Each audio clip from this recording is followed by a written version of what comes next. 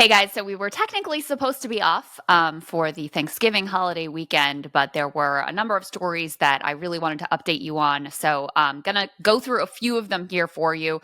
To start with, there is a hostage deal and a temporary ceasefire. So I want to give you the details of that. In addition, a wild viral video, actually multiple viral videos of this total psycho harassing a halal truck food vendor. And you're never going to guess, or maybe you will guess, who this man turned out to be. You've got to hear those details. It says a lot about the U.S. government under Obama, under Clinton, and our policy towards Israel. We'll break that down for you. And in addition, there is what I think you could only describe as a complete witch hunt happening in Hollywood right now. Them trying to find anyone who is exercising wrongthink on Israel and Palestine, and those people are losing their jobs. They are losing, roles in major films. They are being cut loose by their talent agencies. So I've got a bunch of details and updates for you there as well. But I want to go ahead and start with the biggest news, certainly, which is they have now officially come to a hostage for temporary ceasefire deal. Let's go ahead and put some of these details up on the screen. Israel voted, their security cabinet voted on this yesterday and approved it. Negotiations happened between the U.S., Hamas, Israel, Qatar, and Egypt. I think the Egyptians and the Qataris were incredibly crucial in being able to come to these terms. So here's what we know. Hamas is supposed to release 50 hostages, including Israeli women and children. Included in that total, we expect there to be 3 U.S. citizens as well. In exchange, Israel is going to release 150 Palestinian prisoners. These are also mostly women and minors. I'm going to give you some more details on exactly who those individuals are in just a moment. Israel will also allow around 300 aid trucks per day to enter Gaza from Egypt, plus more fuel. And this ceasefire duration is expected to last for 4 days. However, there is a condition in here that if additional hostages are released, that ceasefire could be extended. The numbers that I saw were for every 10 additional hostages who were released, the ceasefire would be extended for an additional day. So no doubt about it. This is, a temporary reprieve. However, it is a reprieve nonetheless. Incredibly important given the dire situation on the ground to be able to get those aid trucks in, to be able to give people in Gaza a break from the bombing. Of course, it would be much better if the bombing was just not going to restart at all. But very clear, this is not a permanent ceasefire, only a temporary measure. It's also important to think about the context here. So there were previous deals that were being negotiated that were on the table. There was a report that they basically had ironed out a very similar deal for a return of hostages in exchange for a temporary ceasefire. And that was blown up by Israel's ground invasion. There have been a lot of indications that Netanyahu and his security cabinet have really not wanted to secure any sort of deal, but they were under tremendous pressure. Now, there's a lot of leaks to the U.S. media that, the U.S. has been, and Biden in particular, has been putting a lot of pressure on behind the scenes to try to secure this deal. That is certainly possible that is the case. However, I think more likely the pressure that Netanyahu ultimately responded to here came from his own domestic population. There were huge protests. There were massive sentiment in favor of trying to secure some hostage release and be able to, bring some of the Israeli citizens home who've been held in unconscionable conditions by Hamas in Gaza. So I think that's a lot of what unfolded here. So let me go ahead and give you some details about the Israeli the Palestinians who are being held by Israelis, who some of they might be when they are released. Go ahead and put this up on the screen. So Israel, in all times, takes effectively political prisoners, arrests people in this very sort of like Guantanamo Bay-esque fashion, where they're held indefinitely with no charges filed in what human rights organizations have documented to be abhorrent and torturous conditions. As of this week, according to this New York Times article, the total number of what one aid organization calls Palestinian political prisoners include people from Gaza, the West Bank, and Israel. That total number was 7,000. That's up from about 5,000 before October 7th. That includes more than 2,000 people held in that administrative detention, which is what I was referring to, meaning they are being held indefinitely without charges.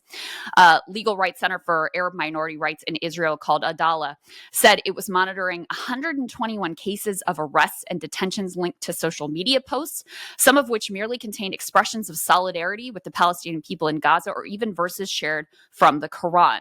Military Court Watch, a nonprofit legal group, said last year that of the 100 Palestinian children detained by Israeli forces that it had interviewed, 74% reported physical abuse, 42% said they were put in solitary confinement. So that is some of the details, because you might be wondering, like, I haven't really heard about these Palestinians that are being held by Israelis. It's been much less of a focus of international media coverage. As I said, this is something that is done commonly in Israel even before October 7th.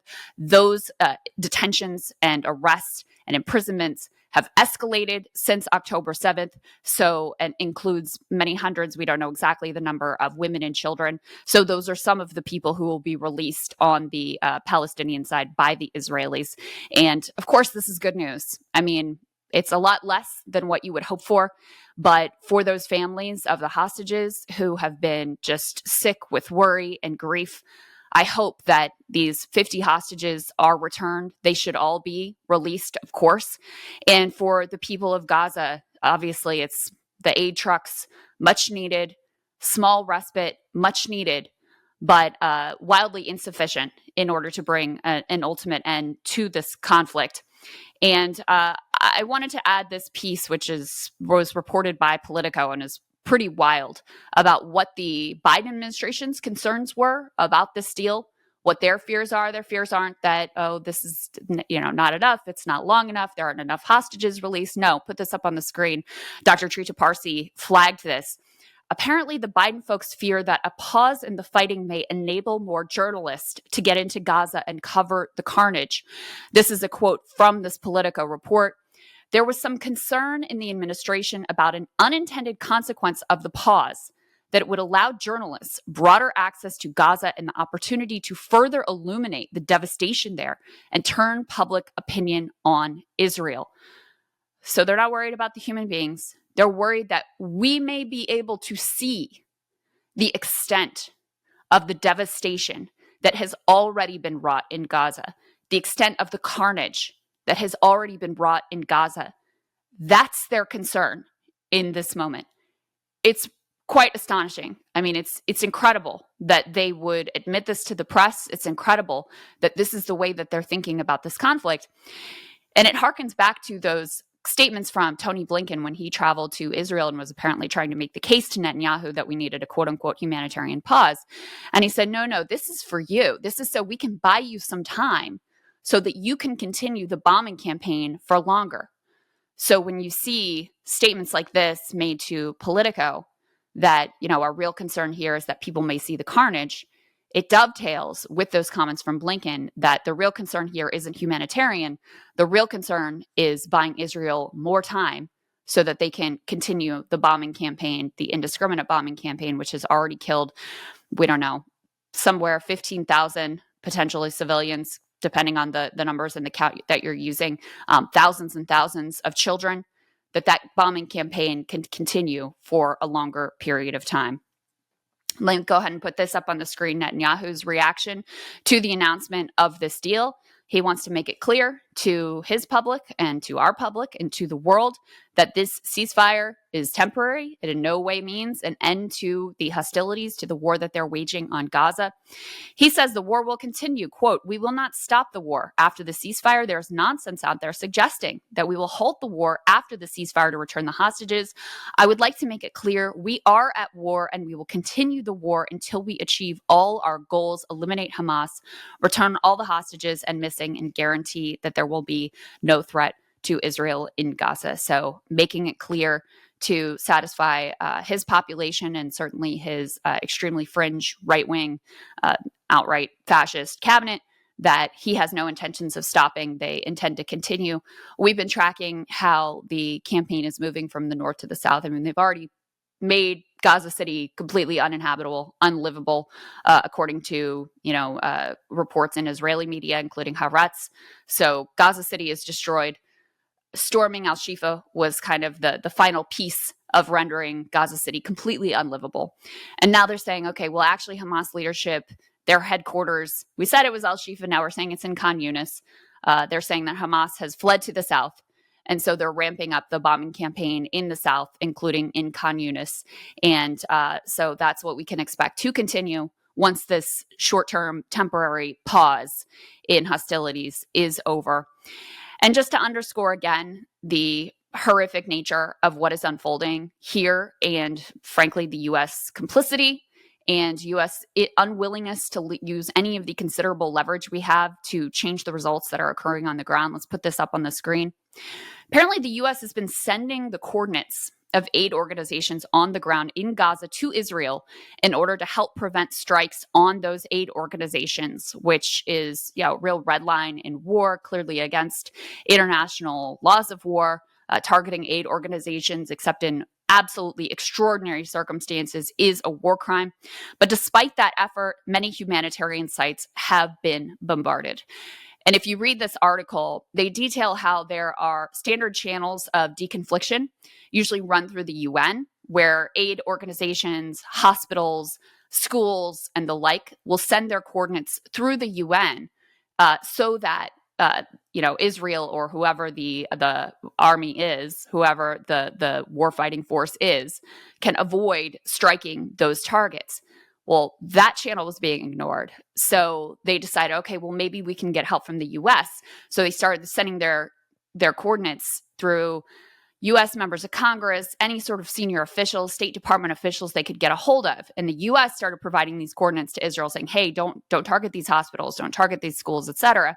Israel completely ignored all of this. And that has been the dynamic throughout this war. Biden will sort of like ask nicely that they bomb a little bit nicer than they've been doing. Maybe use smaller bombs. Maybe don't target thousands and thousands of civilians. And since there's no willingness to use the leverage that we have, Israel just ignores it and does whatever they want. So that's the trend that will continue. But as of today, some good news, certainly, in terms of hostages being released, prisoners on the Israeli side being released, Palestinians being released, and a short-term temporary ceasefire. So at least some sort of progress, and let's hope that this short-term ceasefire can lead swiftly to a permanent ceasefire, cessation of hostilities, returning of all of the hostages, and ultimately peace in the region.